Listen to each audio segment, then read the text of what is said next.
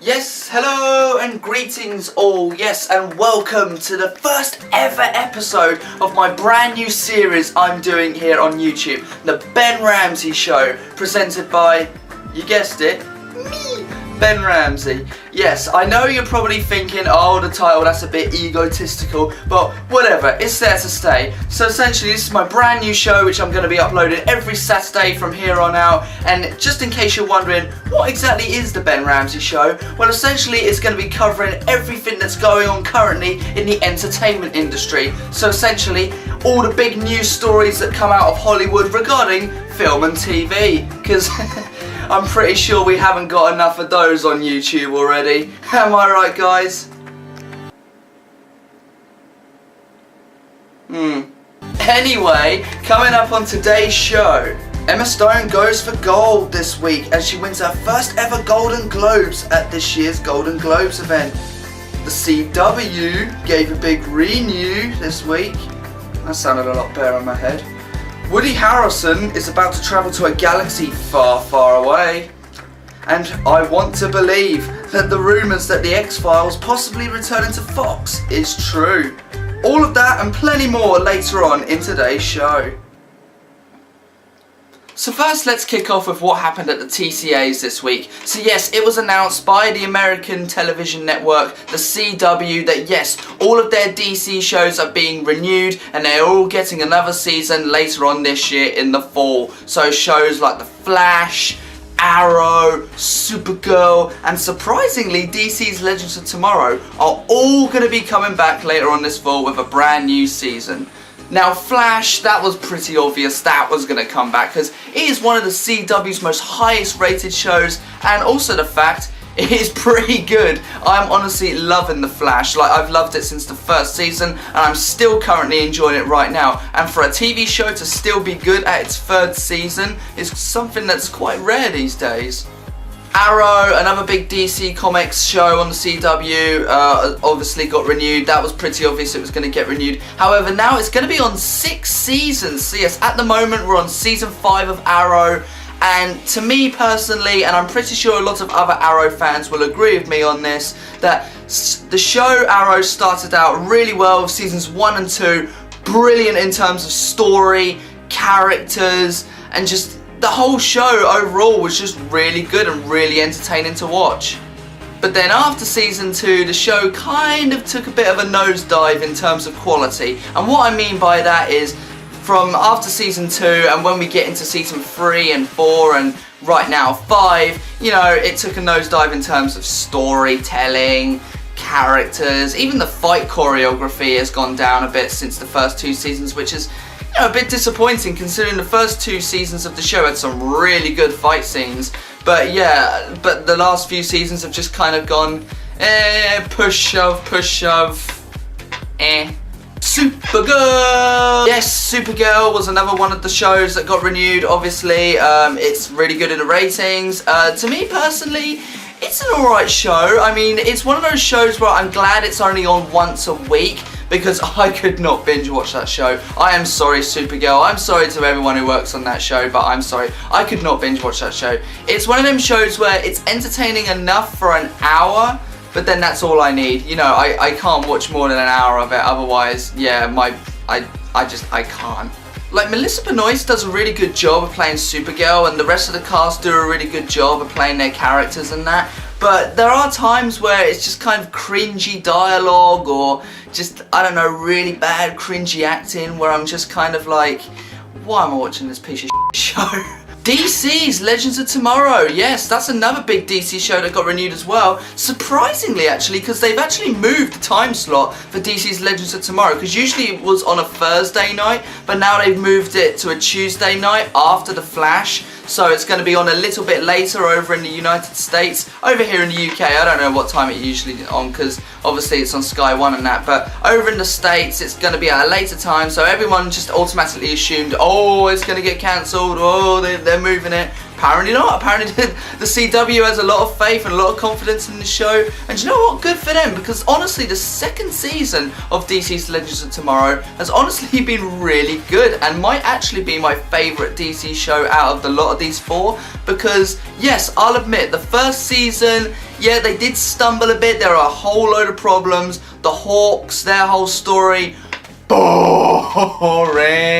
Vandal Savage, the main bad guy of the first series, yeah, he got a bit annoying after a while, since the show was only originally meant to be like a 10-episode mini-series, but they stretched it out to 16 episodes, and you could honestly tell they stretched it out in the first season, because there were a few episodes where I was kind of like, that didn't need to happen. No, you could have easily skipped that episode. But yeah, it was actually quite scary, because it actually got to the point where once I finished DC's Legends of Tomorrow, and when they was doing like season 2 and that, I was actually almost not going to watch the show, but I gave it a second chance. I watched the first episode, and then boom, they fixed a load of the problems. They like fixed the storytelling wise. I don't know if they got a load of new writers on the show for the second season, but the second season is really good. Mostly because I think it's because they don't have an overarching story. I think just because every week it's just weird and wacky adventures throughout time. Like they go to a different time period each week, and it's not they have an overarching story, but it's not like Arrow or The Flash where it's in the same place every single week. No, with DC's Legends of Tomorrow, because it's a time travel show, you can do so much, and you have so much potential and so much creativity you can do with that show. They use it to perfection in the second season. So props to Greg Berlanti and the rest of the DC creative team and the rest of the cast and anyone else who works on the show. Honestly, bravo for improving the show, which was once a complete mess, but now is honestly really good. Now all you guys need to do is just fix Arrow, and then we'll be good. So now moving on to the Golden Globes. So yes, the Golden Globes happened this week, and yeah, pretty much any Hollywood actor you can think of pretty much turned up to this event. It was a big event. There were so many awards handed out to so many actors and everything, and so many films that deserved it and maybe didn't deserve it, but you know, that's a story for another time. But the personal highlight I want to talk about today is Emma Stone. She received her first ever Golden Globe Award this year, and honestly, I'm so happy for her. Mostly because I've been a fan of Emma Stone for a long time, because I really enjoyed her in her previous, like, really early work before she became a big-time actor. Yeah, so like I was saying, I'm a really big fan of Emma Stone, not just because the actor she is today, but also the work that she's done previously, like years before, was still good, was still saying to the good quality it is today. And a personal film for me that I really enjoyed her in is Easy A. I know what you're all thinking right now. You're all thinking, man, Ben, that film came out years ago. Why the hell are you still raving about this film now? Because this was actually the first film I actually saw Emma Stone as a proper, like, main character, like she was the main role. Because I'd seen Emma Stone in a few other films, like a couple other little films, where she was just kind of in the background or a side character. But this was the first film I actually saw her in where she was the main character, where she was the main focus. And that was honestly, this film was when I was like, Emma Stone, you're a really great person. Seriously, if you have not seen this film, Easy A, then honestly, I strongly recommend go watch it. If you're ever like flicking through the TV channels one night and it's on TV, stop whatever you're doing, watch it. It's such a fun film. It's one of those really feel-good films, and you know, at the end of it, you're just like, yeah, good for you, Emma, good for you. And honestly, it's a really good film. Fun fact, the first time I actually saw this film was during my first year at college. So at the same time, because Emma's character in this film is kind of in high school, so I was kind of like, I can sort of relate to Emma's character, so that was another bonus for me. That's why, another reason why I really like this film, because I was a freshman college student, and yeah, this film, I could relate to that.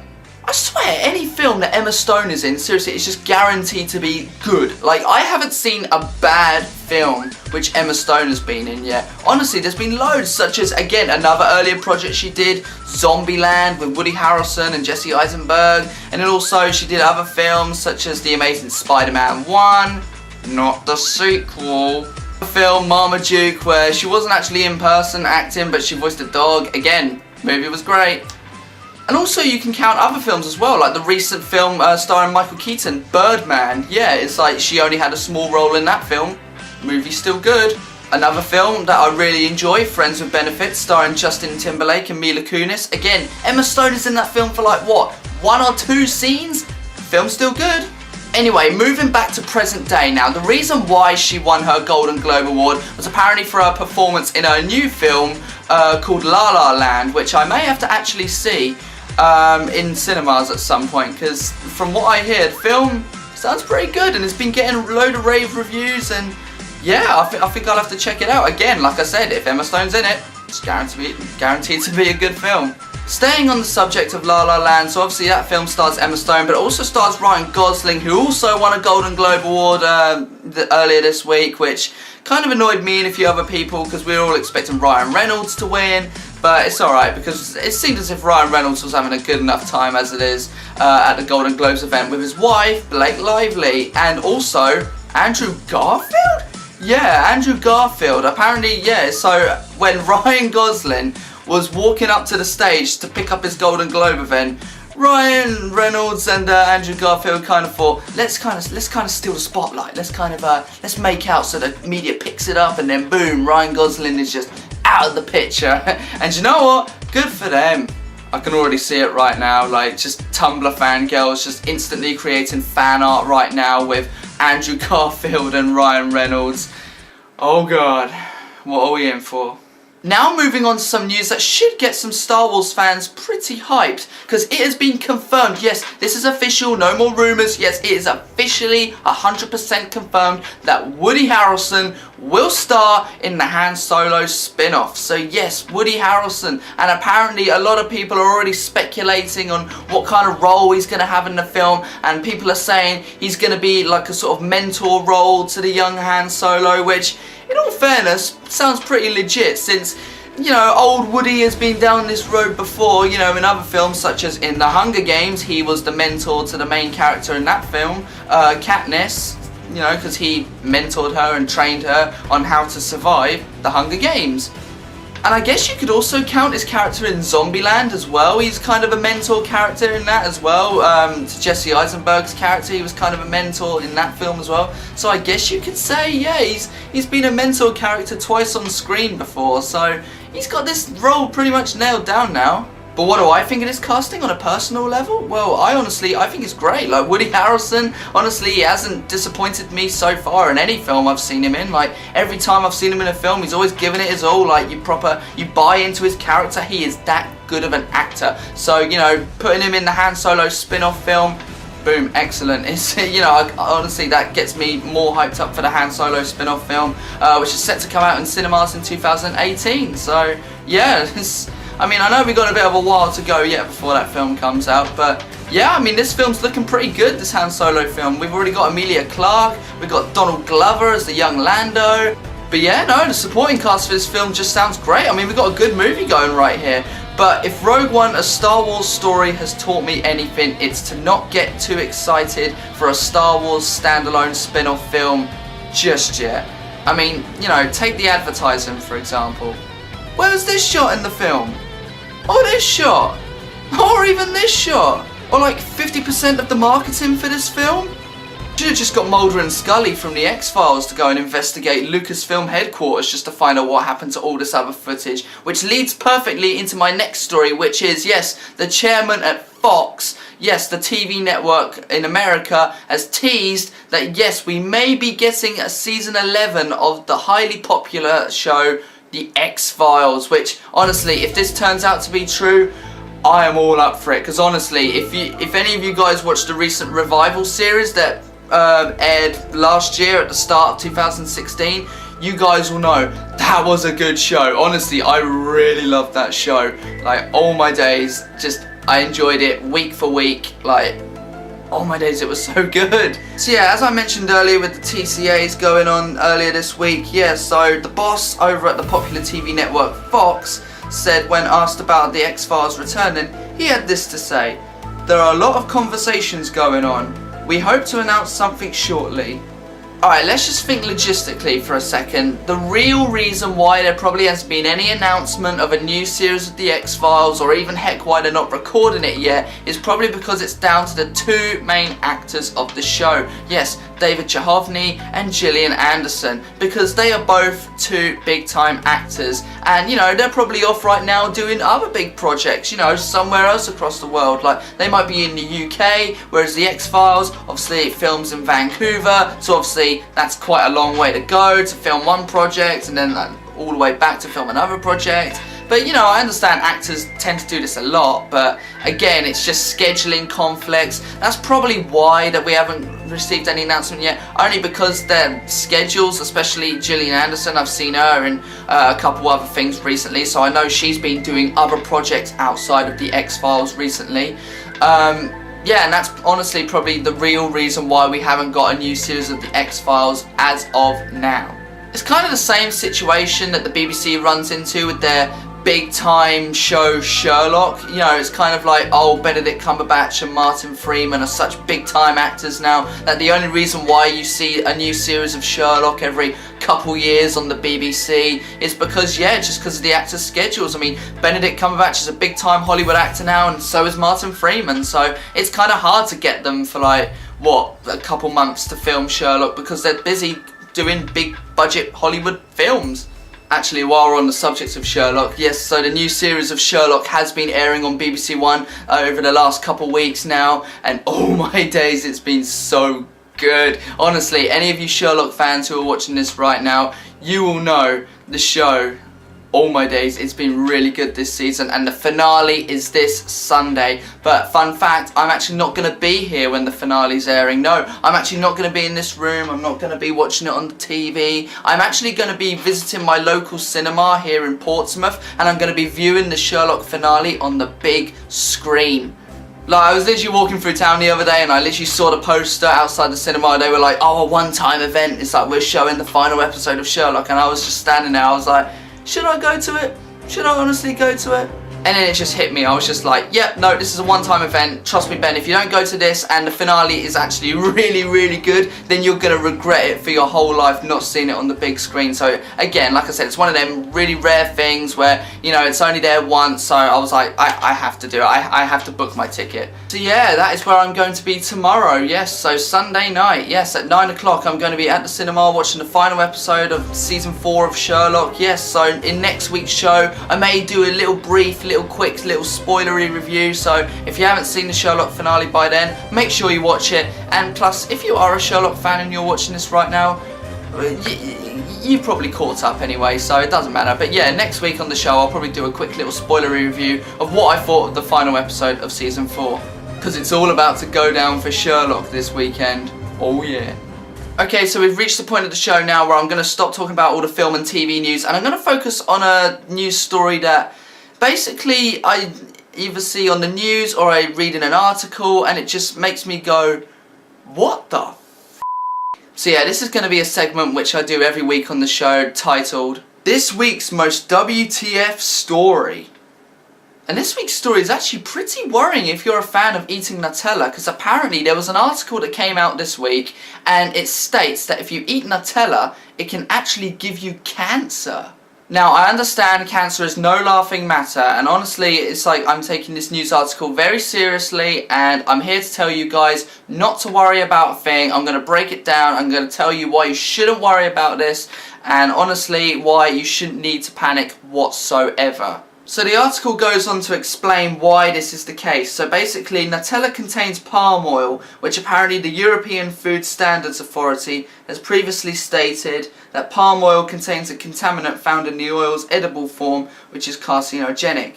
However, also in the article, the EFSA are actually trying to calm people down by basically saying, yes, this is a scientific fact, but we make sure in all our products they're all safe. It's alright, it's like, you know, we wouldn't put anything out there that could potentially kill you, otherwise that's just going to look bad for them, isn't it? Because you can guarantee they're not just going to overlook some stuff like Nutella. They're not going to go, yeah, whatever, just ship it out to Asda and Tesco and all that. No, they're not going to do that, because they know if someone sadly passes away from eating one of their, you know, food supplies, then you can guarantee they are going to be buried in a whole pile of legal problems. So the EFSA are trying to calm everyone down, but it's not just that, but I also want to tell you, me personally, I want to tell you why you shouldn't worry as well. Because this is total bull.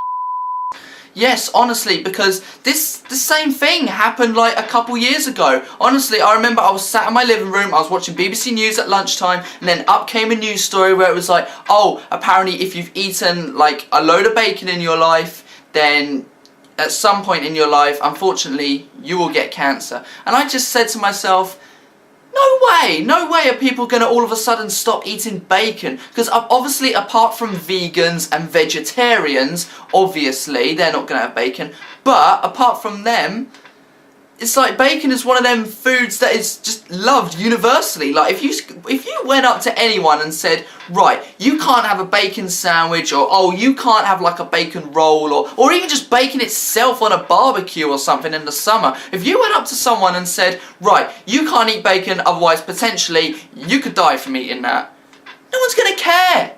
No one's gonna care. That's the main point I'm trying to prove here. Because bacon is such a popular food that just because some top-level scientist said, oh, you could potentially die from this, doesn't mean people are going to stop eating it. That's kind of like if you went up to people and said, right, if you eat chocolate, if you eat any form of chocolate, doesn't matter if it's white chocolate, dark chocolate, doesn't matter, whatever chocolate, if you eat just any bit of chocolate, it could cause you to die. People are just going to go, oh, well, okay, I'm still going to buy it, I'm still going to eat chocolate, because chocolate's chocolate. Again, like bacon, chocolate is one of them things. It's universally loved. I understand there are people who can't eat chocolate or just won't eat chocolate, but I'm talking about not just a select few people. I'm not just talking about a handful of people. I'm talking about the whole world. I'm talking about like on a global scale. Think about it. Chocolate is one of them things where it's so popular that if you were to tell people you can't eat that otherwise you will die, people are just going to go, you, and they're going to just continue eating it. But anyway, going back to the story, no, don't worry. If you're watching this right now and you have been eating Nutella and you love eating Nutella, don't worry, you're not going to die from it. You're not going to get cancer because, again, it's just media propaganda. It's just, they say these things all the time in the news, all these scientists, all these, like, doctors and everything, they're saying, oh, if you eat this, you will die. Oh, if you drink this, you will die. It's kind of like, it's pretty much what can't give you cancer these days. Now, like I mentioned earlier, obviously cancer is a very sort of touchy subject. You know, I'm not sort of poking fun at it or anything like that. No, it's like, you know, I understand it's a very serious condition. And it's very unfortunate when anyone gets it. And I hope no one gets it. I hope anyone who's watching this right now, I really hope you don't. Because honestly, it's like every day scientists are trying to find a cure for it. And honestly, with all the funding and everything and all the research that's going into it, you know, we're getting closer and closer each day. So, you know, just hold out hope, everyone. And honestly, if you have lost a loved one, then honestly, I'm really sorry for you. Like, honestly, I pour my heart out to you. Like, I'm really sorry. And that's, you know, I don't know what else to say. But yeah, but no, you're not going to die from Nutella. It's just the media propaganda. It's just all of that. Boom. End of story. But yeah, the only reason I'm talking about this news article was, again, because like I saw it pop up on my Facebook page and it was proper legit. It wasn't just one page, it wasn't a hoax, it wasn't a fake. There was a bunch of other news sites and everything that picked up on it, and I just knew that that had to be the story. I knew that had to be the story that I focused on this week. You know, that had to be this week's most what the story. So before I wrap up the show, basically I just want to quickly talk about this new trailer for a Netflix original film that released online like a couple days ago, and the only reason I know about it is because it popped up on my YouTube suggestions page. Netflix, they know I love their original films.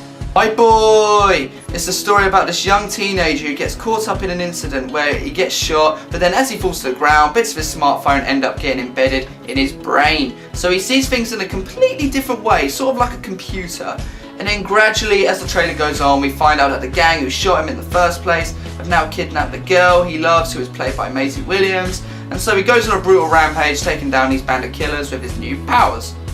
This honestly looks like a really good film. Like, this film comes out on the 27th of January apparently, so that's only a couple weeks away, so we don't even even have to wait that long. We only have to wait 2 weeks. So that's even more perfect. So, you know, we don't even have to wait that long to see this film. But again, going back to the point, I'm really looking forward to this film, not because of the flashy special effects, but because it's a Netflix original film. Now, Netflix as a service, usually whenever they're putting money into their TV shows and films and that, they're usually quite low budget. But that's a good thing when you have a low budget film or a low budget TV show. You can focus more on the story and you can focus more on the characters and you can be more creative because you have to sort of stretch your budget out very carefully. It's not like a Hollywood film where it's kind of like, right, big million billion budget, here you go, you can have all the special effects you want, you can have all the big highest top end Jennifer Lawrence, Chris Pratt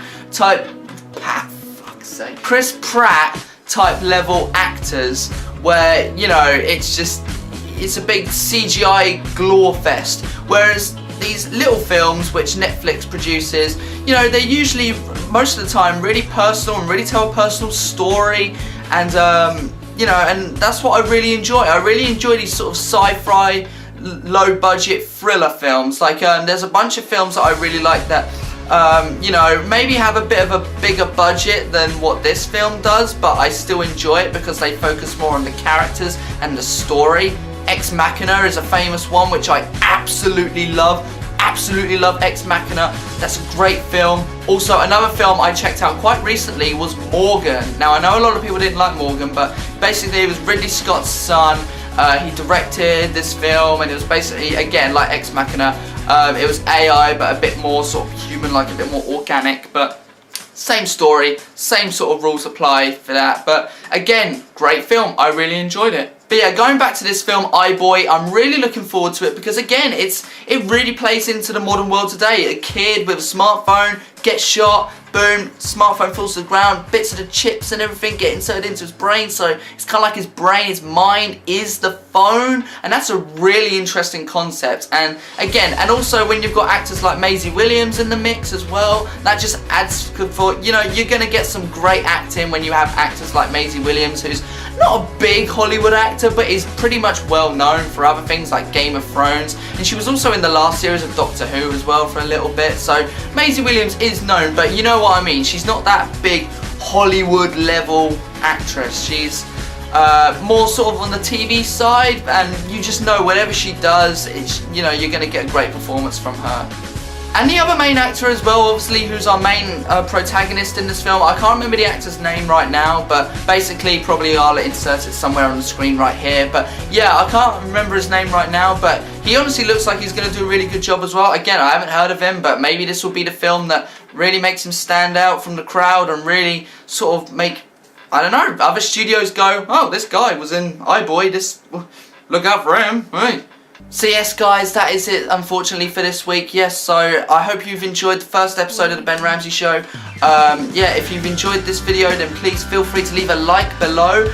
And also, if you want to stay up to date and find out when the next episode of the Ben Ramsey Show hits up on this channel, then feel free to subscribe to my channel below. It means so much. Honestly, every time, all the time you guys subscribe and comment and like, it means so much to me, and honestly I can't express enough how much I'm grateful towards you guys for that. So thank you for all the likes, all the subscribers, you know who you are, and also for the people who comment as well. Just thank you again, and I hope to see you all next time. So that is it for me today, and I will see you guys on the next episode of the Ben Ramsey Show. Ta-ra.